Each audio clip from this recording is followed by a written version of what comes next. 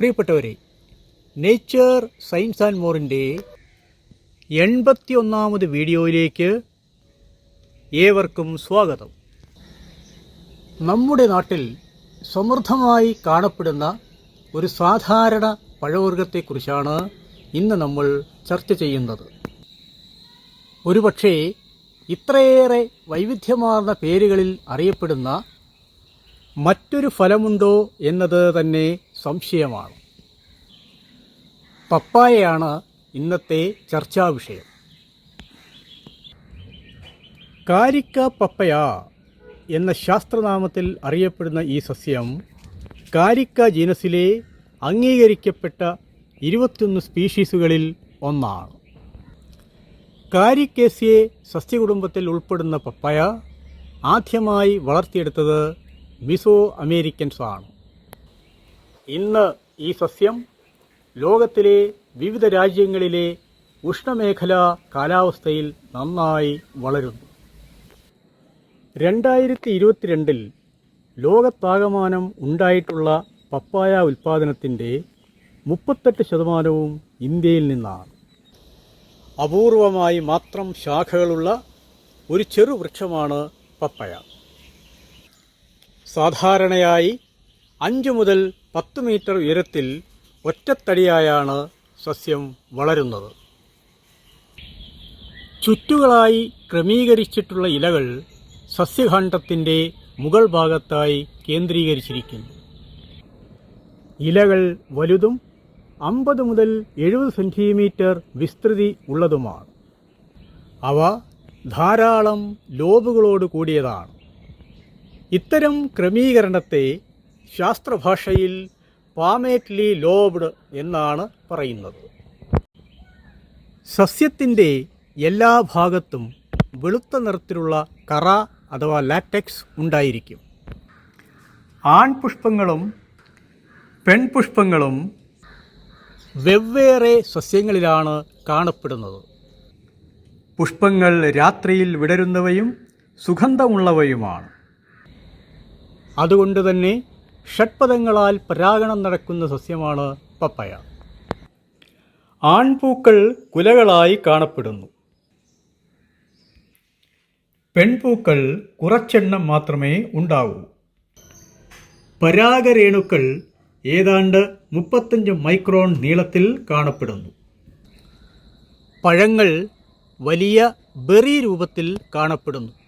അവയ്ക്ക് ഏതാണ്ട് 15 മുതൽ 45 സെൻറ്റിമീറ്റർ നീളവും 10 മുതൽ 30 സെൻറ്റിമീറ്റർ വിസ്തൃതിയും ഉണ്ടായിരിക്കും. പാകമാകുമ്പോൾ പഴങ്ങൾ വളരെ മൃദുലമായി തീരുന്നു. പഴത്തിനുള്ളിലെ മാംസളമായ ഭാഗത്ത് ധാരാളം കറുത്ത വിത്തുകൾ ചേർത്ത് വച്ചിരിക്കുന്നു. പപ്പായയുടെ തൊലിയിലും മാംസളമായ ഭാഗത്തും വിത്തുകളിലും ധാരാളം ഫൈറ്റോകെമിക്കൽസ് അടങ്ങിയിട്ടുണ്ട്. കരോട്ടിനോയിഡ്സ്, പോളിഫിനോൾസ്, ബെൻസൈൽ ഐസോതയോസയനേറ്റ്, ബെൻസൈൽ ഗ്ലൂക്കോസയനേറ്റ് എന്നിവ. പഴത്തിൻ്റെ മഞ്ഞത്തൊലിയിൽ കരോട്ടിനോയിഡ്സ്, ലൂട്ടീൻ, ബീറ്റാ കരോട്ടീൻ എന്നീ ഘടകങ്ങൾ അടങ്ങിയിട്ടുണ്ട്. പപ്പായയുടെ ചുവന്ന മാംസളമായ ഭാഗത്ത് ലൈക്കോപീൻ എന്ന ഘടകം അടങ്ങിയിട്ടുണ്ട്. പപ്പായയുടെ വിത്തുകളിൽ വിഷാംശമുള്ള സയനോജനിക് ഘടകമായ പ്രൂനസീൻ അടങ്ങിയിട്ടുണ്ട്. പാകമാകാത്ത ഫലത്തിൽ പപ്പൈൻ എന്ന എൻസൈം അടങ്ങിയിട്ടുണ്ട്. ഇത് മാംസം പാകം ചെയ്യുമ്പോൾ മാംസത്തിന് മൃദുത്വം നൽകാൻ സഹായകമാണ്. അമേരിക്കൻ സ്വദേശിയായ പപ്പയുടെ ജന്മദേശം തെക്കൻ മെക്സിക്കോ, മധ്യ അമേരിക്ക, തെക്കൻ ഫ്ലോറിഡ എന്നീ രാജ്യങ്ങളാണ്. 16-ാം നൂറ്റാണ്ടിൽ സ്പെയിൻകാർ പഴയ ലോകം എന്നറിയപ്പെടുന്ന ആഫ്രോ യൂറേഷ്യയിൽ ഈ സസ്യം പ്രചരിപ്പിച്ചു. ഇന്ന് പാൻട്രോപ്പിക്കലായി Hawaii, central Africa, India, Australia എന്നീ രാജ്യങ്ങൾ ഉൾപ്പെടെ പപ്പായ വളർത്തപ്പെടുന്നു. തെക്കേ മെക്സിക്കോയിലെ മഴക്കാടുകളിൽ വൃക്ഷഛായകൾക്കിടയ്ക്ക് വെയിൽ കിട്ടുന്ന ഇടങ്ങളിൽ പപ്പായ തൈകൾ ഉൽപ്പാദനം നല്ല രീതിയിൽ നടക്കുന്നു.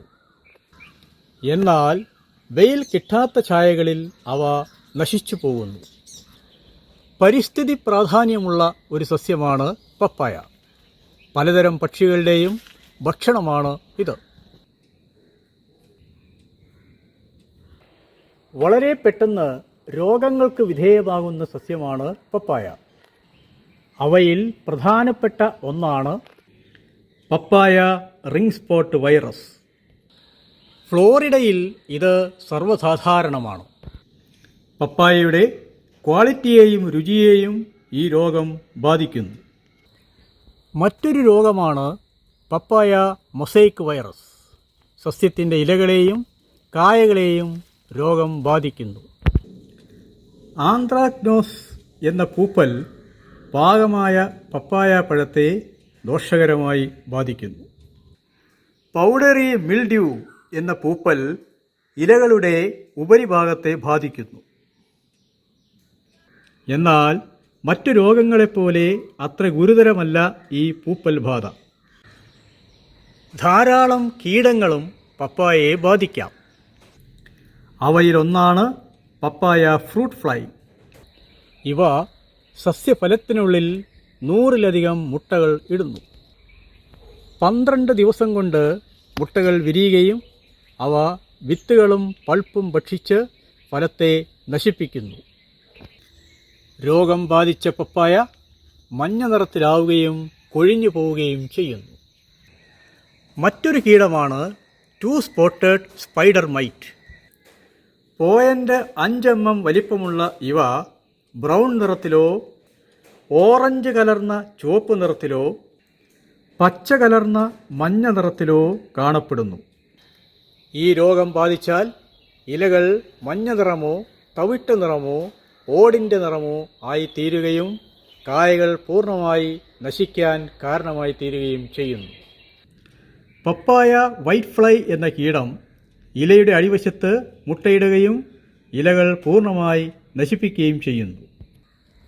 18-ാം നൂറ്റാണ്ടിലെ യാത്രക്കാരും സസ്യശാസ്ത്രജ്ഞരും പറയുന്നത് സസ്യത്തിൻ്റെ വിത്തുകൾ കരീബിയയിൽ നിന്നും മലാക്കയിലെത്തുകയും തുടർന്ന് ഇന്ത്യയിലെത്തുകയും ചെയ്തു എന്നാണ്. 3 തരം പപ്പായ മരങ്ങളാണ് കാണപ്പെടുന്നത്. ആൺ പപ്പായ,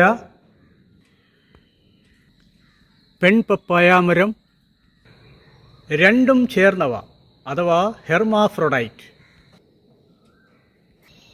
ഈ വിഭാഗത്തിൽപ്പെട്ടവയ്ക്ക് സ്വയം പരാഗണം സാധ്യമാവുന്നു.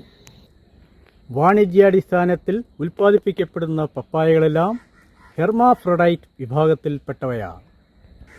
ഇവ വളരെ വേഗം വളരുകയും 3 വർഷം കൊണ്ട് ഫലോത്പാദനം നടത്തുകയും ചെയ്യുന്നു. മഞ്ഞിനോട് വളരെ സെൻസിറ്റീവാണ് പപ്പായ മരങ്ങൾ. 2 ഡിഗ്രിയിൽ താഴ്ന്ന ഊഷ്മാവിൽ അവ നശിച്ചു പോകുന്നു.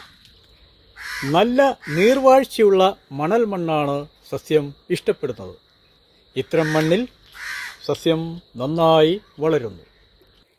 2 തരം പപ്പായകളാണ് സാധാരണയായി വളർത്തുന്നത്. മധുരമുള്ളതും ചുവപ്പോ ഓറഞ്ച് നിറത്തിലോ മാംസളമായ ഭാഗങ്ങൾ ഉള്ളതുമായ ഇനം. മഞ്ഞ നിറത്തിൽ മാംസളമായ ഭാഗമുള്ള ഇനം. ഇവയെ കൂടാതെ മൗണ്ടൻ പപ്പായ എന്ന ഇനവും ഉണ്ട്. 2022 ലോകത്താകമാനം 13.8 മില്യൺ ടൺ പപ്പായയാണ് ഉൽപ്പാദിപ്പിക്കപ്പെട്ടത്. അതിൽ 38% ഇന്ത്യയുടെ സംഭാവനയായിരുന്നു.